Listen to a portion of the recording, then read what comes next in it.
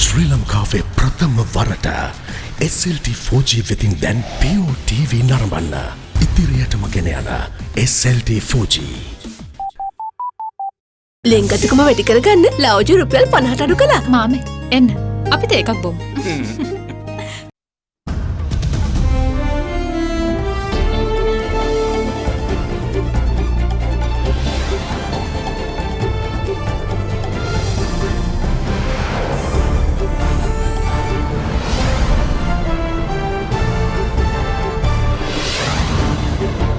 Tonight, the highs and the lows. The cabinet announces the cancellation of Japanese light rail project, citing high costs and low returns. Dropping the ball. Pakistan's High Commissioner to Sri Lanka says that his government's October 2019 terror warnings could have been a game changer. Pakistan divides the breeding ground to these extremists. They are no longer breeding ground. There are no longer safe havens in Pakistan. There are no longer any no-go areas in Pakistan. The plot thickens. Easter Commission told of Zahran Hashim's 2015 political campaigning activities. Seeking the truth, ex-president and prime minister's statements ordered to be recorded over bond scam. All this and much more coming up on this Thursday, the 18th of June 2020. නව sunlight sakura. Then දිකුකල් පවතින sakura මල් සුවඳින්. From AdaDerana, this is AdaDerana First at 9. Live from Studio 24 in Colombo. A very good evening and welcome to First at 9. I'm Shanella Fernando in your top stories for tonight.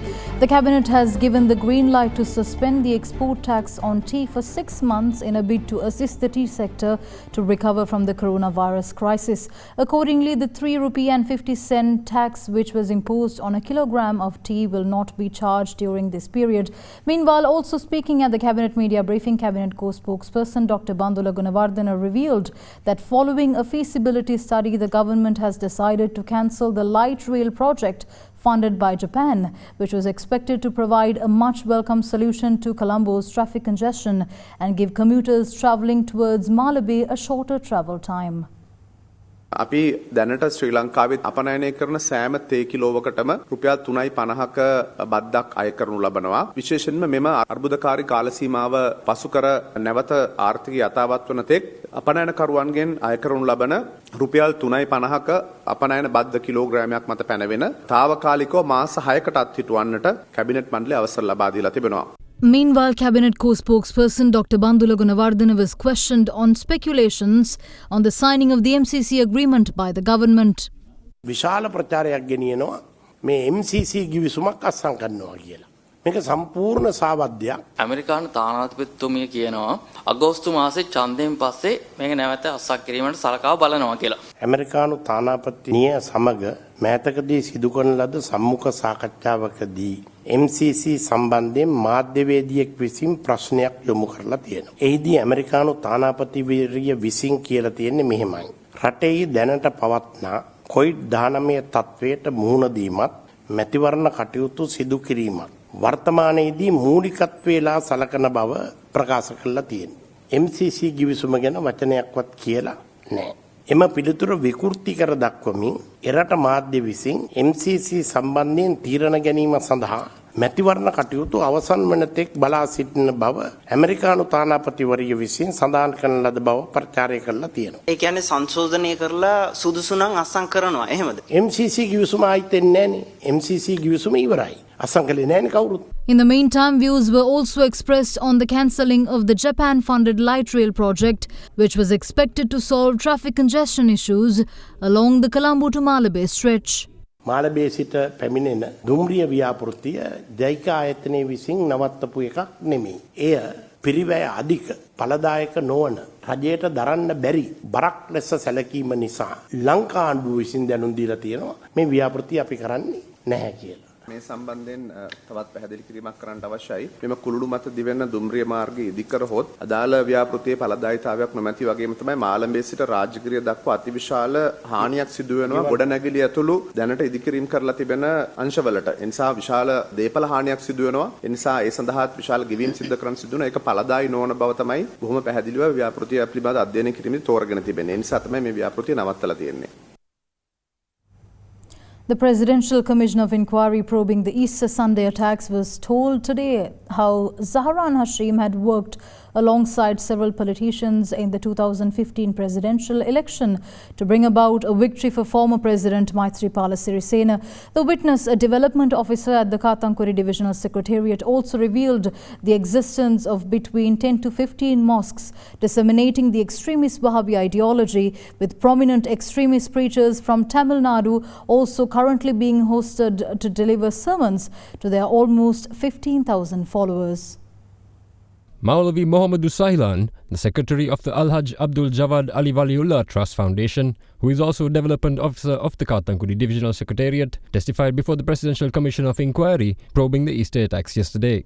He said that while there are about 45 to 50 non-Sufi mosques in the Kathankuri area, about 10 to 15 mosques subscribe to the Wahhabi ideology.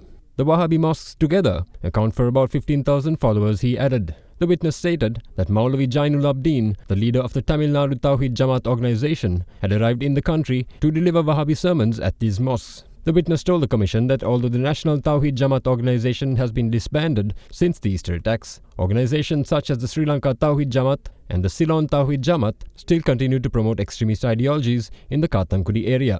The witness also revealed that by 2015, Zahran Hashim, who by then boasted about 10,000 followers, had entered into agreements with area politicians and also supported the election campaign of former President Maithripala Sirisena during the 2015 presidential election. He added that in that backdrop, Zahran Hashim had provided his fullest support to the Sri Lanka Muslim Congress at the 2015 elections. Zahran had accordingly entered into agreements with candidates such as M.S. Shafi Salih from the Democratic Party, Shibli Farooq from the Sri Lanka Muslim Congress, MLAM Hizbullah from the United People's Freedom Alliance, Ruby from the United National Party, and Abdul Rahman from the National Front for Good Governance. The witness also stated that the use of Arabic street signs had been taking place since 2011 in the area under the auspices of Municipal Council Chairman Azwar, who is a Wahhabi follower and who continues to remain in the position to date. He added that children between the ages of 6 and 8 years old were being sent to madrasas in the area instead of government schools. Following this testimony, Bodhbala Sena General Secretary Venerable Galagoda Atte Gnana Sarathera arrived for the third day to record a statement. With official investigations into the Easter Sunday attacks coming to a close, those responsible for the blatant security lapses through the ignoring of critical intelligence warnings are yet to be revealed, as the victims still pursue some semblance of closure. With the previous government admitting to having been given a 15-day head start to thwart Zahran Hashim and his cohorts by Indian intelligence sources, new revelations were made by Pakistan's High Commissioner to Sri Lanka, retired Major General Mohammad Saad Khatak, that warnings were provided by Pakistan's own intelligence units months earlier, as far back as October 2018. The High Commissioner, while revealing that the intercepts that were based on movements detected of ISIS-connected suspects towards Sri Lanka were provided to who he termed the right people in Sri Lanka, stated that the onus was on Sri Lankan officials to follow up on the intel, which, if was handled the right way, could have prevented the catastrophic attack. High Commissioner Khatak made these comments in discussion with Indivari Amuatta on our current affairs program at Hyde Park yesterday.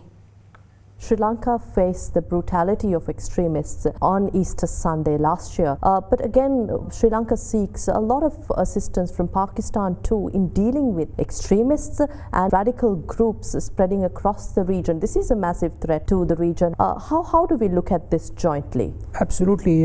It's a very good question, and let me break this to you. When the Easter Sunday is talked about, there have been a lot said about the information provided to Sri Lanka about 15 days before by India. Let me say this to you, that we shared information with the right people here that, this is something happening, something is developing, something is cooking, an intelligence operation. No information is useless. Every piece of information is very important. So the operators will have to really follow through that information that is available. Now, if the operators or the right people dealing with it sit over it or just put it on a side, Sunday Easter takes place. And then if no action was taken, that wasn't Pakistan's fault. So the point is that the two countries, as I said, have since decades cooperated, supported, trained. Over 6,000 Sri Lankan officers have got trained in Pakistan. Pakistan remains committed to Sri Lanka, especially in the extremism and the extremists. Who would understand it more than Pakistan, who has suffered for the last about 17, 18 years at the hands of the extremists? As I said, 60 to 70,000 people lost. It is no secret as we speak that Sri Lanka disregarded information, security information and intelligence information. You spoke of Pakistan sharing information prior to the April 21st attacks in 2019. What was the nature of this information? It was some sort of, intercepts, some sort of movement of people, because they're at the grand scale. You are chasing these people, you are trying to sort of connect the linkages of the way people are talking from, the Middle East and everywhere. So I think as a part of our own, work, we were, we monitor such type of things. So therefore, when the movement was taking place of some people related to ISIS, etc., towards Sri Lanka, we thought that it is better to be sharing it with our counterparts here. Pakistan, after having shared the information and having done its job, naturally left it to the Sri Lankan government and the Sri Lankan authorities to pursue or follow up that. And naturally, Pakistan didn't follow that up after that, because it was once shared the information with the right people, then you are out of it, then, because it's a sovereign country, it's an independent country.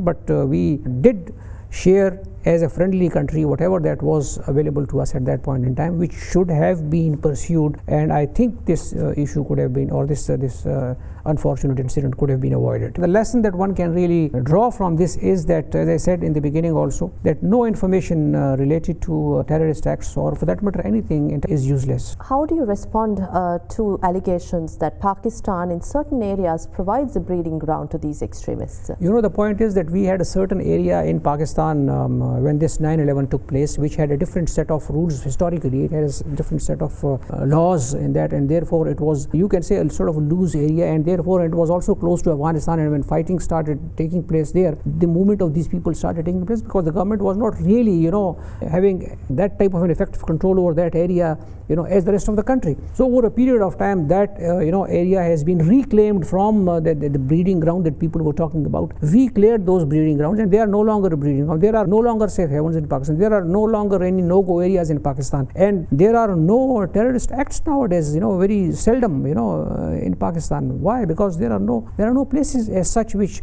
can house or which can be a safe haven for these terrorists. So this argument is no longer find any traction, frankly speaking, unless somebody is looking at it from a very biased perspective and or exploiting something against Pakistan. And it is not in our interest, by the way, to be providing safe havens or to be supporting such type of elements, because they have been fighting against us in our own country. So why should we be supporting such type of elements? More news on the other side of this break. Stay tuned.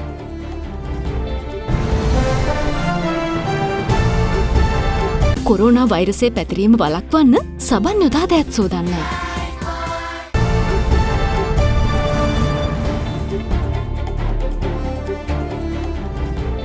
Welcome back. In more news, President Gotabaya Rajapaksa yesterday emphasized the responsibility of state banks to utilize all relief measures implemented by the central bank to kickstart economic activity in the country in the face of virus effects. Making these remarks during a special discussion held at the Presidential Secretariat, the President also stated that the vetting of eligible applicants must remain at the discretion of the managers of the 600 People's Bank branches, with follow-up reviews carried out to determine the productivity of the loans given.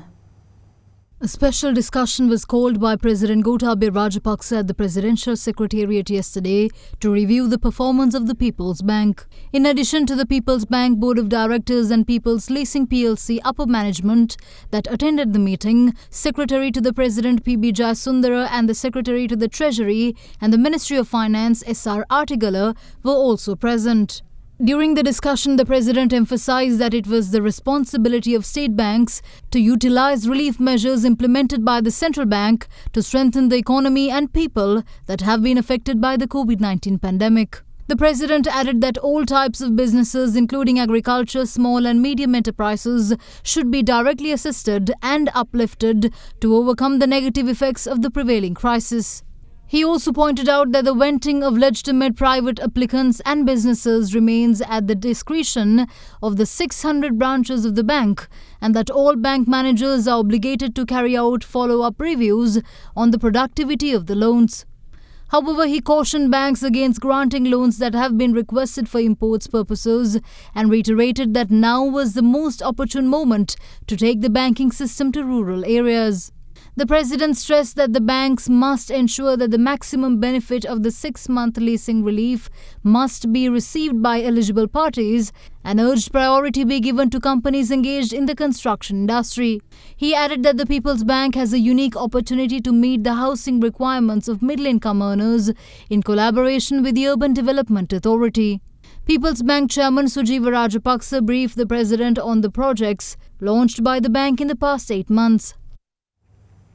Prime Minister Mahinda Rajapaksa calls the looming general election essential in order to complete the implementation of necessary changes that the people of this country initiated at the presidential election last year. The Premier made this remark releasing a statement over the upcoming parliamentary election today.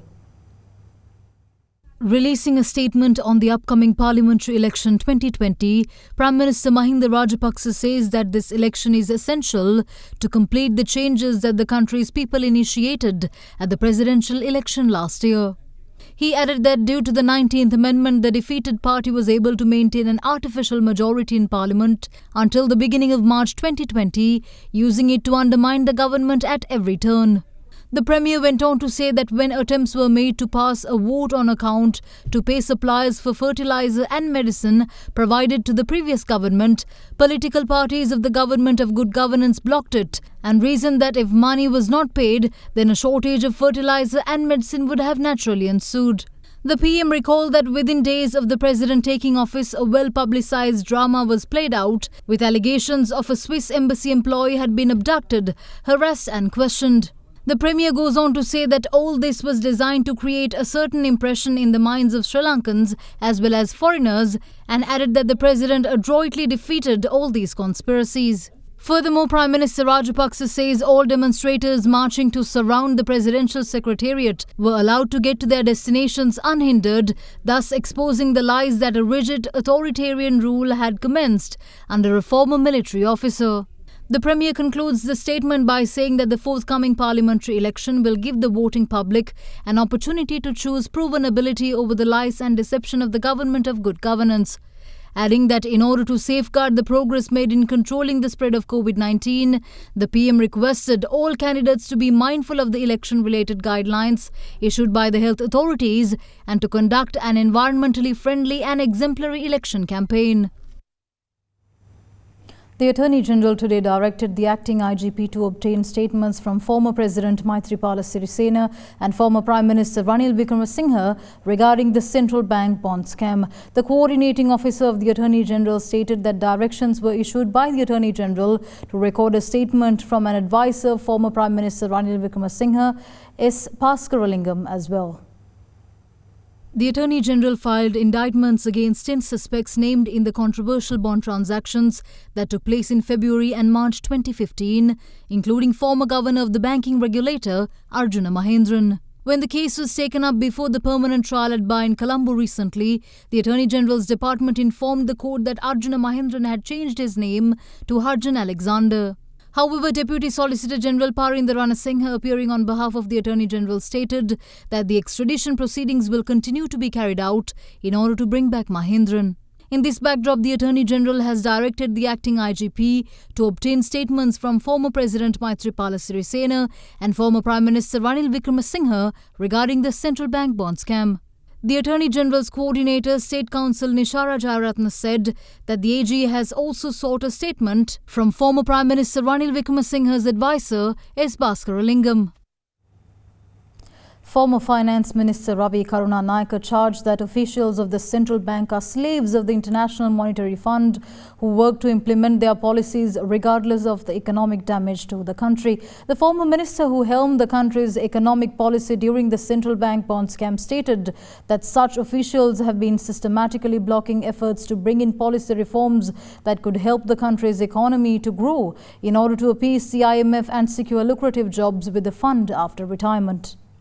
මට සතුටු වුණා අපේ මතයට ජනාධිපතිතුමා එකතු වෙලා තිබෙන එක. කිව්වා මේක අවුරුදු මාස 8ක් බලාගෙන හිටියා හෙට වෙනකොට දෙන්න කියලා. ඒතකොට හෙට වෙන්න ඉස්සෙල්ලා පොලි අනුපාතය 100%කින් අඩු කරනවා. අනේ දෙයියනේ මේ කියනකම් ඉන්න ඕනේ දෙක කරන්න. පැය 7කින් කරන්න පුළුවන් නම් ඇයි අවුරුදු 5ක් කරේ නැත්තේ? මේ එම කට්ටියමයි ඔය එයා කන්ඩිෂන් පුටුවල හිටන් කතා කරන්නේ. මේගොල්ලෝගේ එකම දේ තමයි මේ ජාත්‍යන්තර මූල්‍ය අරමුදලේ ගැත්තෝ බවට පත් වීම. මේ ජාත්‍යන්තර මූල්‍ය අරමුදල කට්ටිය ආවම මහ බැංකුව අය වෙවුලනවා. මොකද ඒගොල්ලෝගේ පෙන්ෂන් වල පස්සේ යන්නේ ඔතනට. ඒ නිසා ලංකාවට හෙන ගියත් කමන්නේ උන්ගේ ප්‍රතිපත්තිය මෙහි. දැන් සක්විති. පත්තරේ දැම්මේ නැද්ද අපිට 145කට 50කට විතර පොලි දෙනවා කියන්නේ. මේගොල්ලෝගේ කාර්යභාරය වන්නේ මේව බලන්නනේ. ඒගොල්ලෝනේ හැංගෙන්න බෑ ලියාපදිංචි කරලා මේ බොරු වංචා කරන කොම්පනියක් කියලා. එහෙනම් මහ බැංකුවක් ඕනේ නැහැ නේ. මයික්‍රෝ ෆයිනෑන්ස් ඇක්ට් එකක් අපි ගන්නවා පනත. ඒකට අපි කිව්වා කරුණාකර 103කට වැඩිය පොලි ආය කරන්න එපයි කියලා. නමුත් කවුද ඒක නැවතුවේ? මහ බැංකුව අය. මොකද ඒගොල්ලෝගේ කට්ටිය පිටස්තරව වෙනම කොම්පනි තියාගෙන වැඩේ කරා. හැම දවසම මුදල් ඇමතිට බනිනවා යමක් වුණොත්. පින් ටික ඒගොල්ලන්ට පව් ටික අපට දේශපාලන. මේ කාණ්ඩුවට කඩේ යනවාද? ඔයගේ ප්‍රශ්න අපේ කතාකාරයෝ කියන්න ඉඩ තිබෙනවා. අපිට කාත් එක ඩීල් ගහන්න ඕනේ අපිට ගහන්න තියෙන ජනතාවත් සමග. Indian High Commissioner to Sri Lanka Gopal Bagle commended Sri Lanka's efforts against the COVID-19 virus today after he paid homage to the sacred tooth relic in Kandy. In the meantime, Sri Lanka recorded its highest recovery rate today, an astonishing 73.77%, as the country's total recoveries were reported at 1,421. A total of 9 COVID-19 patients were confirmed yesterday. Among them are 5 returnees from Chennai, 2 from Bangladesh and 2 naval personnel who are undergoing quarantine. With 2 COVID-19 patients confirmed today, the country's total number of active COVID-19 cases reached 494, while the country's recoveries rose by 24, taking the overall figure to 1,421. The 2 patients confirmed today were identified as returnees from London and Russia who were undergoing quarantine at the Rajagiriya Mpitipana facilities. With 58 days having passed since the first Navy sailor was diagnosed as COVID-19 positive, a total of 901 naval personnel have been diagnosed with the virus so far. However, 748 naval personnel have recovered from the virus, while 153 are currently undergoing treatment. In the meantime, 289 Sri Lankans were repatriated from Dubai this morning. Among them were around 100 expectant mothers and 8 children, who all underwent PCR tests at the airport. ඉතාමත්ම නුදුරේදී නාවික හමුදාවත් සම්පූර්ණයෙන්ම COVID-19 රෝගීන්ගේ තොගයි කියන දේ අපිට ප්‍රකාශ කරන්න පුළුවන් වෙයි කියලා අපි ඉතාමත්ම තරයේ විශ්වාස කරනවා. විදේශවල සිට පැමිණෙන අය අතර රෝගීන් හඳුනා ගැනීම දිගින් දිගටම සිදු වෙනවා. මෑතකදී අපි දැක්ක දෙයක් තමයි ඉරාන ජාතිකයින් රටේ තියෙන ව්‍යාපෘතියක් සඳහා පැමිණි අය අතරත් අපි දැක්ක රෝගීන් වාර්තා වෙන. ඒ සමහර රෝගීන් ඒ රටේදී PCR පරීක්ෂණය කරලා රෝගයට වැළඳිලා නැහැ කියලා තහවුරු වෙලා තමයි ලංකාවට ඇවිත් තියෙන්නේ. නමුත් ලංකාවේදී පරීක්ෂා කරනකොට උන්ට රෝගය තියෙනවා කියලා තහවුරු වෙලා තියෙනවා. ඒ නිසා අපි ලංකාවට පැමිණෙන සෑම පුද්ගලයෙක්ම ගුවන් තොටුපළේදී PCR පරීක්ෂණයට ලක් කිරීමත් සුමාන 2ක් නිරෝධායනය කර නැවත වතාවක් PCR පරීක්ෂණ යොමු කිරීමත් අනිවාර්යයෙන්ම සිදු වෙනවා. Meanwhile, random PCR testing continues to be conducted in areas where individuals have been identified to be of high risk. අද දින කොළඹ මහනගර සභා බල ප්‍රදේශය තුල හල්ස්ඩෝෆ් වීදිය මැගිස්ත්‍රාත් උසාවිය වැනි ප්‍රදේශවල කුඩා නියැලි තෝරාගෙන PCR පරීක්ෂණ සහ රුධිර පරීක්ෂණ සිදු කරන ලබනවා. මේ මාසය තුලදී සිදු කරපු පරීක්ෂණ වලින් අපට ප්‍රජාවෙන් එකම රෝගියෙක්වත් හඳුනාගෙන නැහැ. In the meantime, in order to prevent the migration of COVID-19 infected persons to the Ambalangoda area from India and other countries, the police took steps to display notices to fishermen at public places in the Ambalangoda fisheries harbour, asking them to notify authorities of any such suspected persons. In other developments, the Indian High Commissioner to Sri Lanka, Gopal Bagle, said that in contrast to many countries, Sri Lanka has been able to curb the spread of the COVID-19 virus within the country. He made these comments today after paying homage at the Temple of the Sacred Tooth relic in Kandy. The High Commission had successfully completed the quarantine procedures after he arrived in the country in the month of May. COVID situation, the global pandemic, there have been challenges to almost every country in the world. And the good thing about Sri Lanka is that by and large, the disease has been, its spread has been controlled. Sri Lankan economy now can start towards looking at recovery. As far as India is concerned, we are committed at the highest level. Our Prime Minister had spoken to the Honorable President of Sri Lanka last month, and he conveyed India's full support to Sri Lanka for working together with Sri Lanka for the economic recovery. We'll return after this short commercial break. Stay tuned.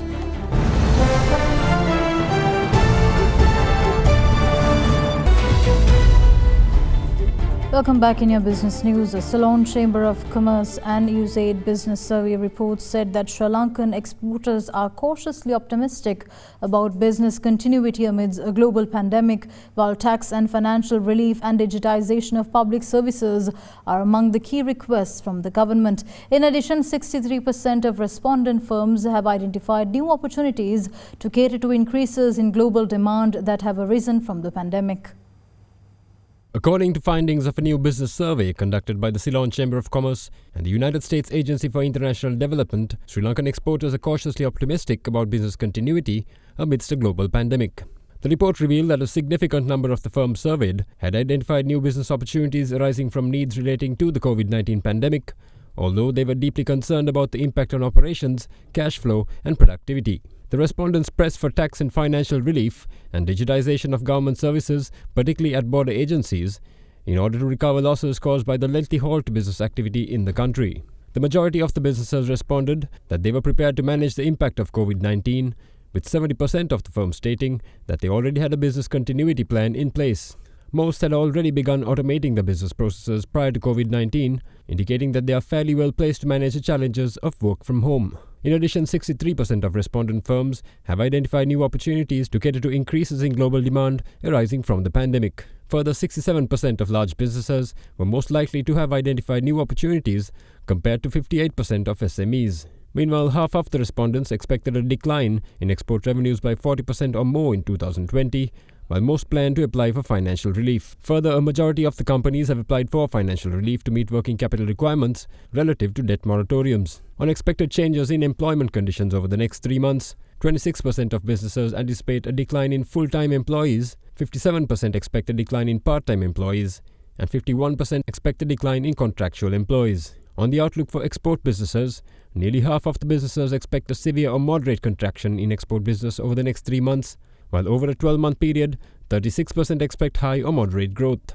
On the outlook for the overall economy, businesses are less optimistic, with 83% perceiving severe or moderate contraction over the next 3 months, and only 21% expecting high or moderate growth over a 12-month period. Sri Lankan stocks closed 0.38% higher on Carson Cumberbatch, Hatton National Bank and Meltascope today. Colombo's main all-share price index closed at 4,976.98 points.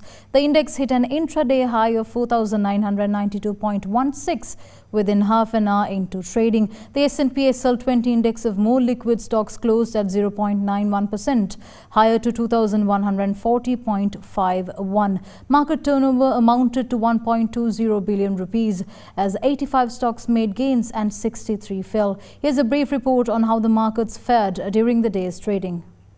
A market closed on a green mode for a third consecutive session, mostly supported by the banking counters. And banking counters were supporting more than 25% of the turnover more than the last 2 weeks. And for today, market price gains made in HNB and the Carson Cumberbatch was the market on a green. Today, market started on an uptrend movement and went up to the high of 4,992 and followed by the small volatility, and market then closed around 4,977, gaining 19 points. And foreign participation side, we saw 25% of the participation coming from the foreign side, and for the crossing side, we saw the 12% of the turnover coming from crossing, that's coming from the commercial bank voting. Because still market trading below the 5,000 level.